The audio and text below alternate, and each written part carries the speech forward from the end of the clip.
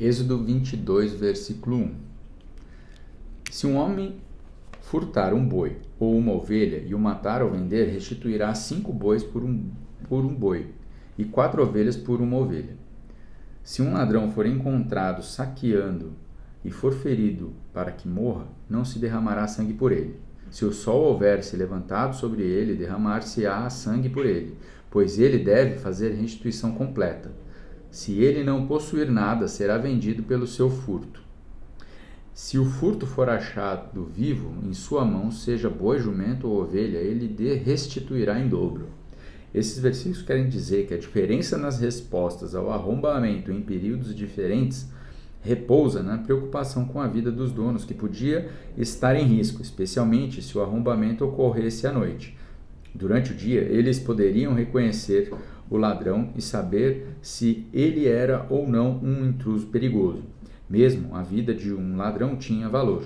Ele não podia ser vendido como escravo ou ser morto por vingança. Se um homem fizer um campo ou uma vinha a ser comida, ele colocar nela seu animal e for alimentar no campo de outro, então do melhor do seu próprio campo e do melhor da sua própria vinha fará restituição. Se romper um fogo e pegar nos espinhos, de modo que sejam consumidos os feixes de trigo, ou a seara ou o campo que iniciou o fogo, certamente fará restituição. Se um homem entregar a seu próximo dinheiro ou objetos para guardar, e isso for furtado da casa do homem, se o ladrão for encontrado, que ele pague em dobro. Se o ladrão não for encontrado, então o dono da casa será levado aos juízes para ver se ele colocou a mão nos bens do seu próximo. Para todo tipo de transgressão, seja por boi, por jumento, por ovelhas, por vestes ou por qualquer coisa perdida, que outro protestar ser seu, a causa de ambas as partes virá diante dos juízes, e aqueles a quem os juízes condenarem, este pagará em dobro ao seu próximo. Estes versículos juízes é a tradução da palavra hebraica Elohim, que normalmente se refere a Deus ou a deuses. Aqui ele se refere a superiores na sociedade, ou juízes, e não um ser superior ou Deus, onde Ewa é destituído dos juízes em uma disputa entre seres humanos. No versículo 9, o verbo traduzido como condenarem é plural, o que é apropriado para juízes. O substantivo traduzido como transgressão em seu verbo relacionado são usados tanto em situações políticas como particulares, nas quais estão envolvidas uma quebra de confiança, uma violação de um acordo, uma deslealdade ou uma traição. Versículo 10. Se um homem entregar ao seu próximo um jumento, ou um boi, ou uma ovelha, ou algum animal para guardar, e este morrer, ou for ferido, ou levado embora, sem que nenhum homem veja. Então haverá um juramento no Senhor entre os bois de que ele não pôs a mão nos bens do seu próximo, e o dono disso o aceitará e o outro não o restituirá. Este versículo quer dizer que, para exemplos de um juramento do Senhor,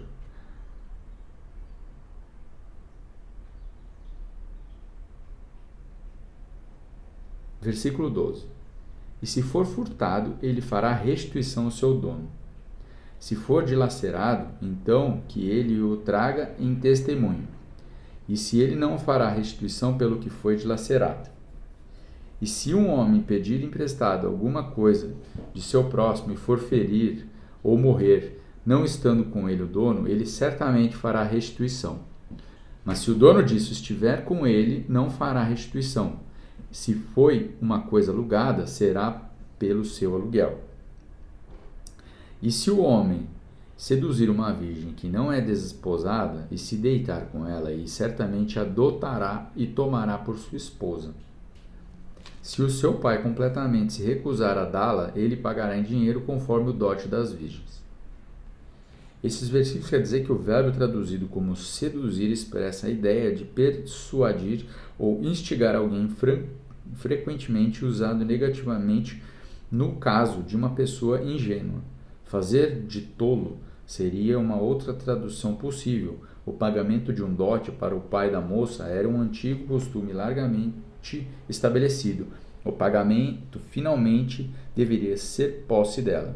Se um homem tivesse relação sexual com uma mulher com quem não tinha compromisso, era-lhe exigido que pagasse o dote ou que se casasse com ela.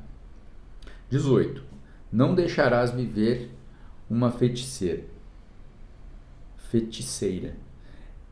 Esta proibição representa uma das várias que baniam toda forma de atividade oculta.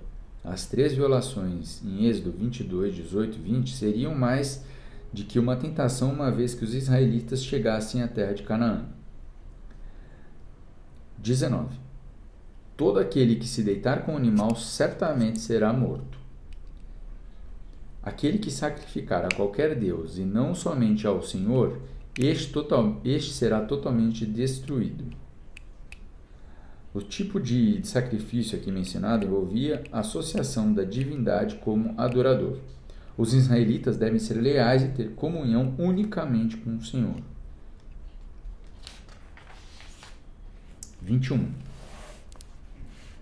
Não afligirás um estrangeiro, nem o oprimirás, pois fostes estrangeiro na terra do Egito. Não afligireis nenhuma viúva, nem órfão. Se afligirdes de alguma maneira, eles clamarem a mim, eu certamente ouvirei o seu clamor. E a minha ira arderá, e eu vos matarei à espada, e vossas mulheres serão viúvas, e vossos filhos órfãos. Se emprestares dinheiro a qualquer de meu povo, que é pobre junto a ti, não serás para ele agiota, nem lhe imporás usura. Se tomares a veste do teu próximo por penhor, tu lhe restituirás antes do pôr do sol. Este versículo quer dizer que os israelitas deveriam se lembrar quem eles foram e os maus tratos que sofreram no Egito. Deveriam se lembrar que o Senhor agiria em favor dos membros fracos e vulneráveis da comunidade.